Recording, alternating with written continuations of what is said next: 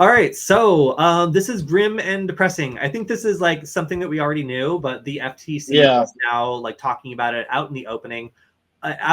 So we don't have great data privacy laws in the United States. We just don't. Your data is out there. Companies can process it however they want, and if they feel like it, they can offer you free credit monitoring if they happen to unintentionally, by not securing it at all or just leaking it openly through a misconfiguration, they can just breach that data and nothing really happens.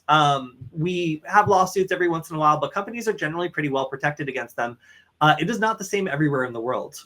In Europe, they have pretty strong data privacy laws that require Sure. companies to tell you why they're processing your information, store it in particular ways, and dispose of it after a certain reasonable period of time.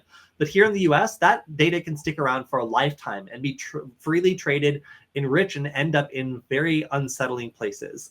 Now, one of the targets of that drive to collect data has been children and teens. And legally, these people are not supposed to be using these services, but everybody knows that they do. Right.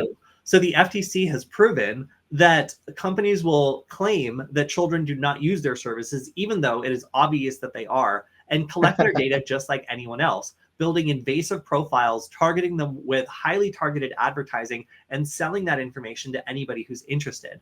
Because companies are merely saying that children are not using their services rather than actually managing that data in a responsible way, children are being targeted just as aggressively, if not more aggressively, than adults. And as a result, there's a lot of information being collected on kids from a very early age that's bought, traded, and sold to all sorts of unscrupulous entities. So that market is very profitable and widely unregulated. And as a result, companies are making so much money from this that it is endangering people's privacy, threatening their freedoms, and exposing them to a host of harms, from identity theft to stalking.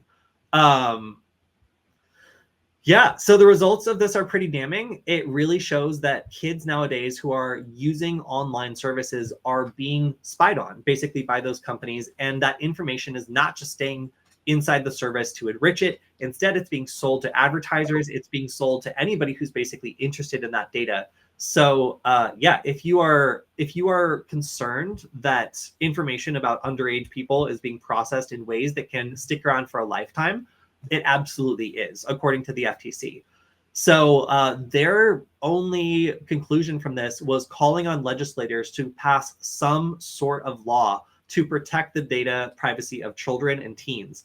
Because there is a loophole here and companies are making so much money, there is little to no possibility that they will self-regulate these sorts of data collection activities. And as a Yeah. result, really the only way we're going to see any sort of meaningful change to prevent kids from being stalked by either like actual literal stalkers or by these companies who are trying to influence them at an age where it's probably pretty easy to, there's going to be no change in the system because it just generates so much cash.